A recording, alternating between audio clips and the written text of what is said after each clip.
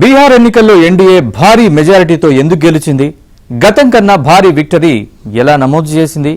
ఎంత ప్రచారం చేసినా మహాగఠబంధన్ ఎందుకు ఘోరంగా ఓడిపోయింది?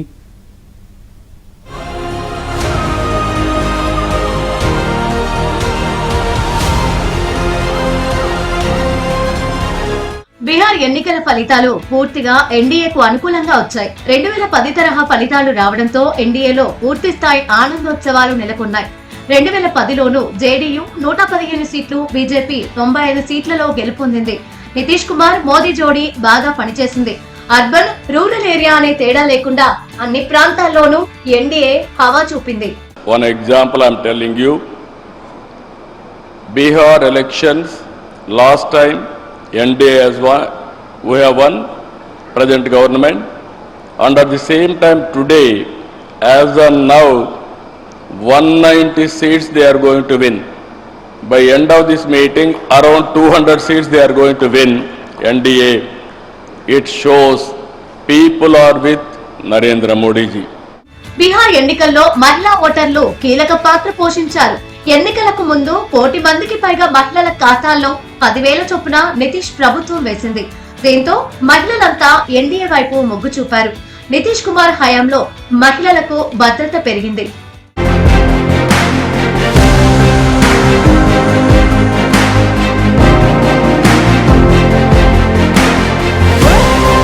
రోడ్లు, విద్యుత్, మంచినీటి సదుపాయం బీహార్ లో పెరిగింది. బీహారీలు తమ భవిష్యత్తును భద్రంగా ఉంచే వారికే ఓటేశారంటున్నారు విశ్లేషకులు. ఇంటికో ప్రభుత్వ ఉద్యోగం హామీని వారు ఏమాత్రం నమ్మలేదు. మద్యపాన నిషేధం సైతం బాగా కలిసొచ్చింది. ముఖ్యంగా మహిళలు నీరాజనం పట్టారు. సీఎం నితీష్ కుమార్, పీఎం నరేంద్ర మోదీ పాలనపై చెక్కు చెదరని విశ్వాసం కనబరిచారు. మోదీ, నితీష్ డబుల్ ఇంజిన్ సర్కార్ వైపే జనం మొగ్గు చూపారు. బీహార్ లోని ఏ మూల నుంచైనా పాట్నాకు 5 గంటల్లో చేరుకునేలా రోడ్ల నిర్మాణం చేపట్టారు.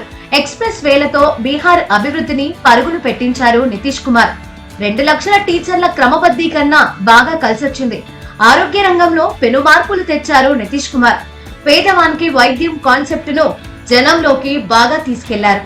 10 లక్షల మందికి ఉద్యోగాలు, 40 లక్షల మందికి ఉపాధి కల్పించడంపై బాగా ప్రచారం చేసుకొచ్చారు Nitish Kumar. 76% women came out and voted, and they voted because they have got education, security, and are financially empowered.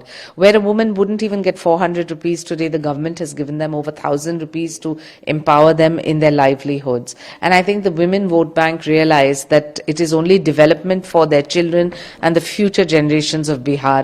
They have absolutely done away with Jungle Raj, loot, maar, daketi, and all the negatives of the opposition, and have chosen to accept Prime Minister Modi for his good work for every Labharti in the country. बधाई बिहार की जनता को जिन्होंने अपने लिए विकास का पथ चुना.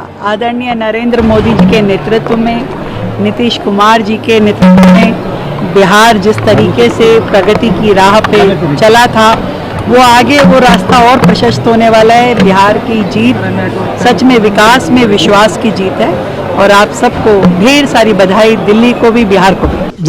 The women voters were certainly given some incentives just before the code of conduct. Whether we like it or not, unfortunately that is legal under our laws. It's from the day of the announcement of the elections that you can no longer do that.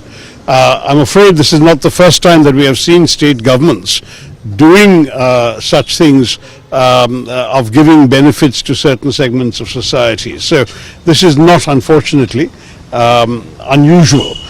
I can't say it's a healthy practice. I don't think it's a healthy practice, but we saw something quite similar in Maharashtra as well, and we've seen it in other states in the past. There is a tendency to give some of these rewards just before an election. Rahul గాంధీని, ఆయన ప్రచారాన్ని బీహారీలు ఏమాత్రం నమ్మలేదు. ఒక్క తేజస్వి యాదవ్ తప్ప మహాగఠబంధన్ లో ప్రభావవంతమైన నేతే లేరు. యువకులకు కొద్దిమేర తేజస్వి యాదవ్ ఆకర్షించిన జనస్వరాజ్ పార్టీ పెట్టి ప్రశాంత్ కిషోర్ యంగ్ ఓటర్లను చీల్చేశారు. మహాగఠబంధన్ వస్తే లాలూ హయాంలోని జంగిల్ రాజ్ మళ్లీ వస్తుందన్న ప్రచారాన్ని జనం బాగా నమ్మారు. గతంలో ఎన్డీఏకు ఎంఐఎం బాగా లబ్ధి చేకూర్చగా ఈసారి జనస్వరాజ్ పార్టీ ఆ పని చేసింది. మహాగఠబంధన్ 75 లక్షల మంది వలస ఓటర్లపై గాని, బీహార్ అభివృద్ధిపై గాని పెద్దగా దృష్టి పెట్టలేదు. అంతేకాదు విపక్షంలో లుకలుకలు బయటపడ్డాయి.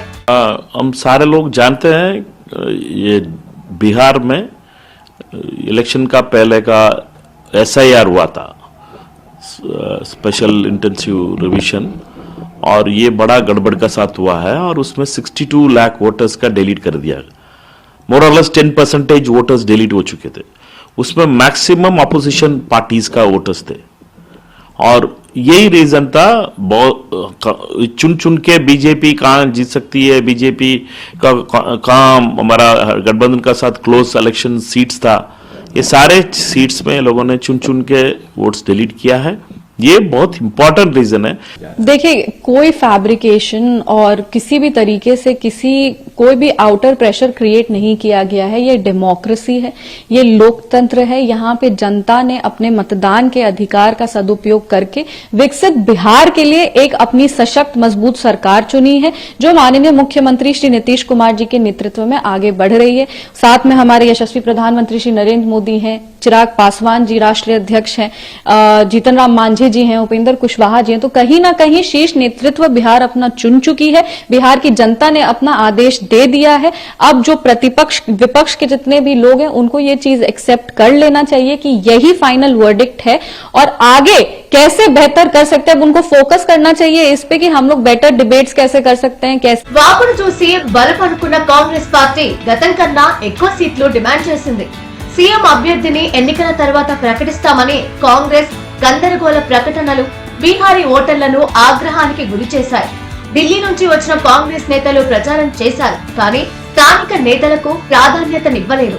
తెలంగాణలో రేవంత్ రెడ్డి, కర్ణాటకలో సిద్ధరామయ్య, శివకుమార్ లాంటి జనం నుంచి వచ్చిన నేతలు లేకపోవడం కాంగ్రెస్ పార్టీకి పెద్ద లోటు.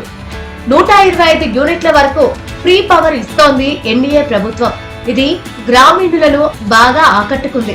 1,20,00,000 మంది వృద్ధులకు పెన్షన్ 400 నుంచి 1,100 చేసింది. ఇవన్నీ కలిసి జనం మరోసారి ఎన్డీఏకు పట్టం కట్టారు.